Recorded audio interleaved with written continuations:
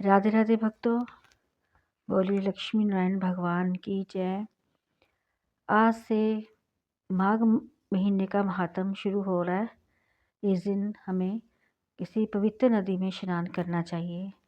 गंगा नदी में या कोई और पवित्र नदी में स्नान ना करा सके तो घर पर ही घर के जल में थोड़ा सा गंगा जल मिला के स्नान करना चाहिए, दान पुण्य करना चाहिए, पूजा भक्ति करनी चाहिए। इस दिन का बहुत महत्व है। इस दिन इस महीने में गाय का भी दान करना चाहिए। बहुत उत्तम दान है गाय का दान। अनाज दान, गहना सब कुछ दान करना चाहिए। अपनी समर्था के अनुसार दान करना चाहिए। आज हम शुरू करने जा रहे हैं माघ मातम का पहला अध्याय।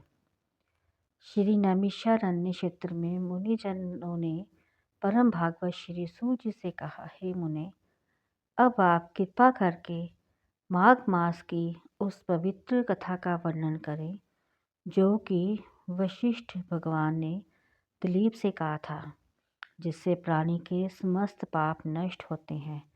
हे देव, कृपा करके आप माघ मास के संपूर्ण इतिहास का भी वर्णन करें। सूत जी बोले, हे मुनिजनों, तुम धन्य हो। भगवान श्री कृष्ण की भक्ति में लगा तुम्हारा मन देखकर मैं बड़ा प्रसन्न हूँ। मैं समस्त पापों को नष्ट करने वाले परम पुनीत माघ मास का महात्म तुमको सुनाता हूँ। ध्यान से सुनो। एक दिन पार्वती जी ने भगवान शंकर जी से पूछा कि महादेव जी, आप समस्त धर्मों की ज्ञाता हो, आप कृपा करके मुझे माघ मास का महात्म, व्रत विधि, पूजन और इतिहास बताइए। पार्वती जी के इन वचनों को भगवान महादेव सुनकर अति प्रसन्न होकर बोले, हे प्रिय, तुम इस मनोहर वृत्तांत को सुनो।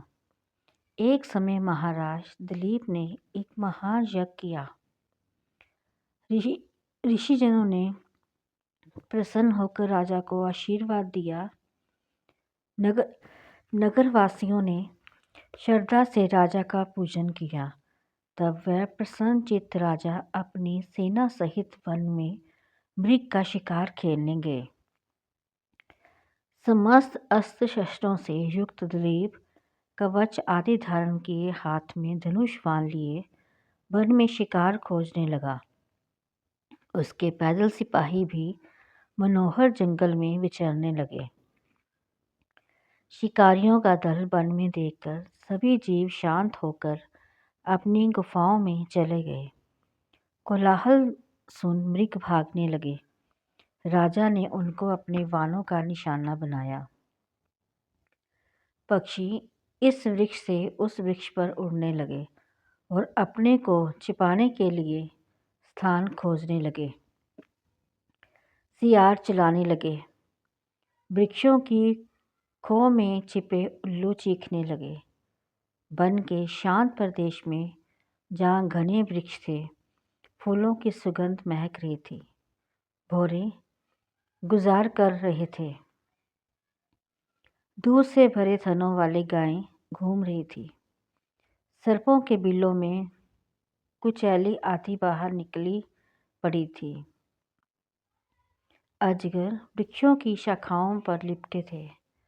पत्थरों के आपस में टकराने से अग्नियों की चिंगारियां छिड़क रही थी। बाघ दहाड़ रहे थे। शिकारी कुत्ते खरगोश के पीछे दौड़ रहे थे। इस प्रकार राजा दिलीप वन में शिकार खेलते, रात्रि होने पर विश्राम करते और फिर आगे बढ़ जाते थे।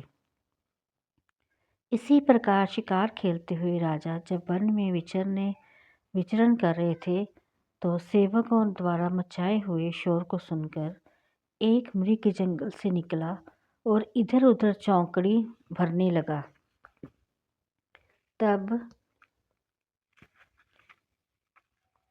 तब राजा ने उसका पीछा किया। लंबी लंबी छलांग लगाता हुआ मृग टेढ़े मेढ़े रास्तों से, कांटेदार झाड़ियों तथा वृक्षों के मध्य होकर कई झरने पार करता भयानक जंगल में घुस गया। मृग का पीछा करते हुए राजा दिलीप उस स्थान पर आ पहुँचे। जब वह मृग दिखलाई नहीं दिया तो राजा घबरा गया, क्योंकि वे बहुत थक चुके थे। और प्यास के मारे व्याकुल थे। राजा उनके साथी थक गए, उनके घोड़े पसीने से तर गए थे। दोपहर का समय हो चुका था। सभी प्यास से व्याकुल हो रहे थे।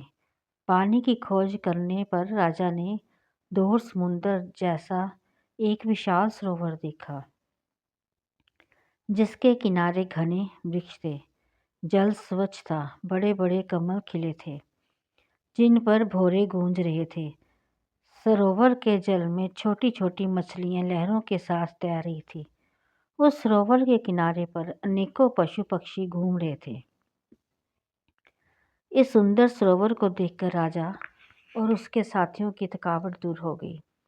राजा व सैनिकों ने सरोवर के जल को पिया और वहीं रात्रि व्यतीत करने के विचार से डेरा डाल दिया।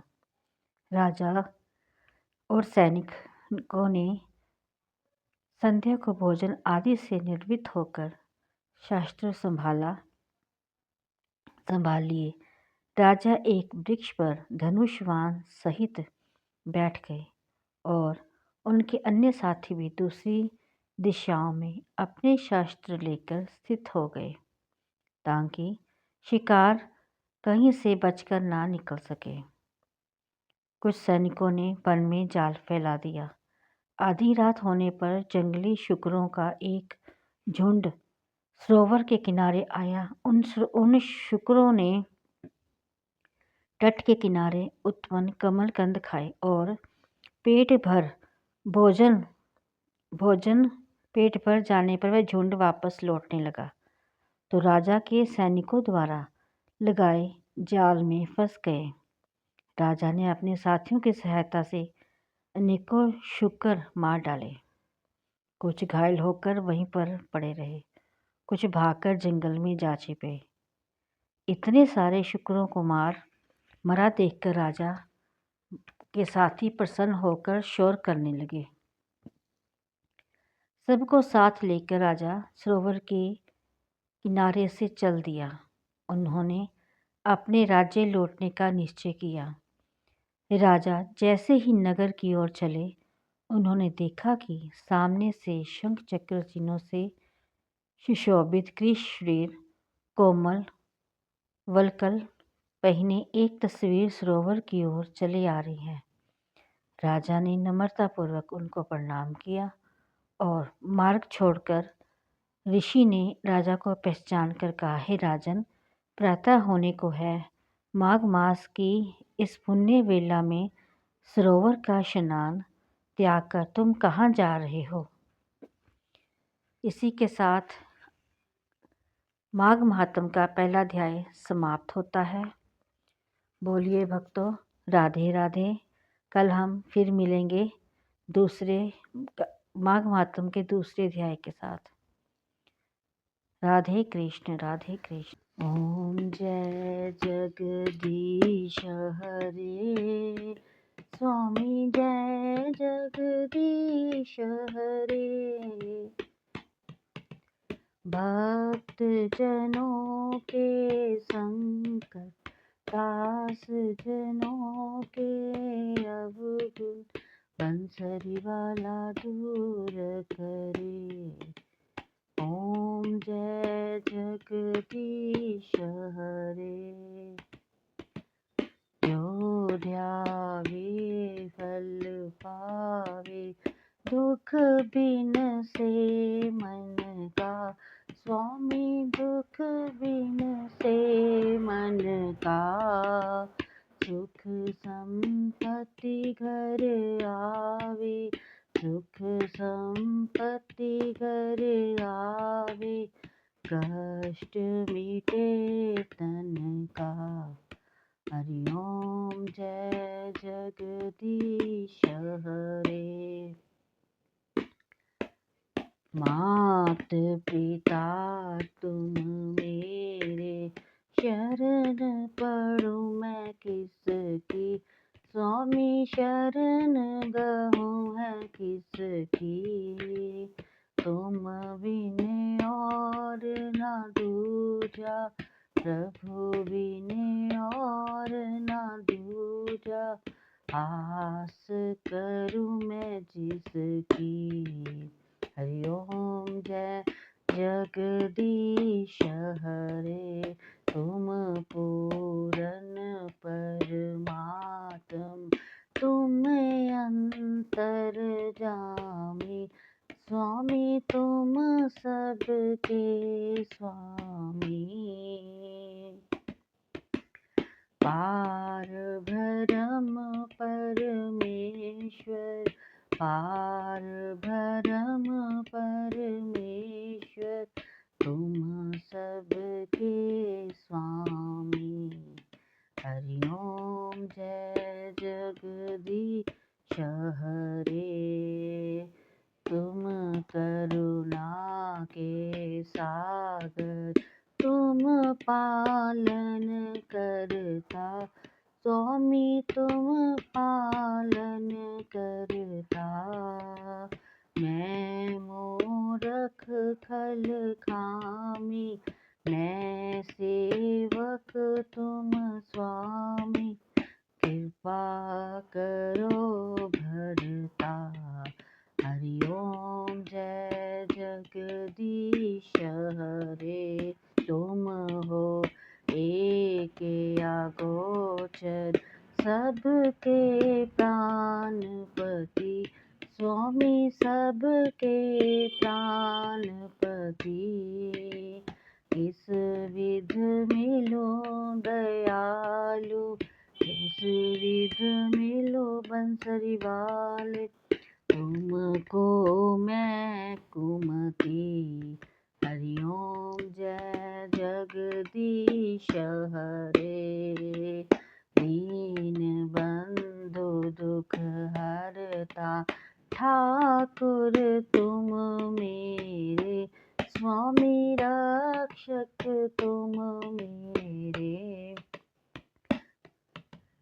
अपने हाथ उठाओ, अपनी शरण लगाओ, वार पड़ा मैं तेरे।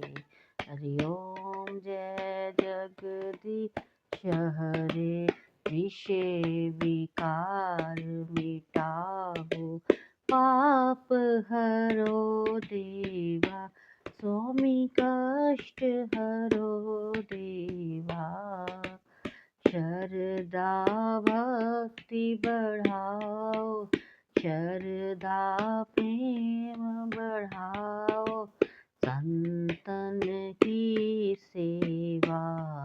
हरि ओम जय जगदीश हरे, ओम जय जगदीश हरे, स्वामी जय जगदीश हरे।